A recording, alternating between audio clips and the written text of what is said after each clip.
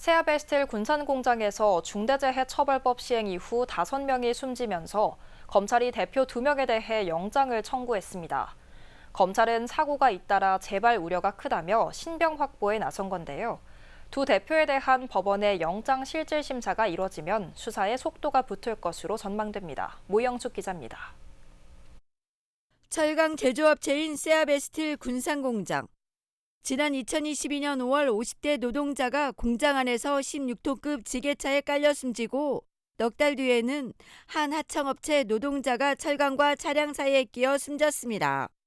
지난해 3월에는 연소탑을 청소하던 노동자 2명이 목숨을 잃었고 지난달에는 60대 노동자가 작업 도중 배관에 깔려 숨지기도 했습니다.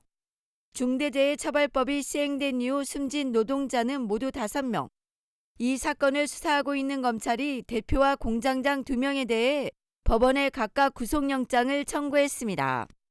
A 대표에 대해서는 중대재해처벌법 위반 혐의로, 공동대표와 군산공장 공장장을 맡고 있는 B 대표는 산업안전보건법 위반 혐의를 적용했습니다. 검찰은 사고 재발 우려가 크다고 보고 안전책임자의 신병 확보에 나선 것으로 알려졌습니다. 두 대표에 대한 영장 실질 심사는 이르면 이번 주, 늦어도 다음 주 안에는 군산에서 열릴 것으로 보입니다. 세아베스틸 군산공장의 거듭된 사망사고는 어제 오늘 일이 아닙니다. 중대재해 사고가 잇따르자 노동당국은 특별감독을 통해 600여 건의 위반 사항을 적발하기도 했습니다. 하지만 검찰의 안일한 수사와 노동당국의 허술한 단속이 거듭된 사고로 이어졌다는 쓴소리도 나옵니다.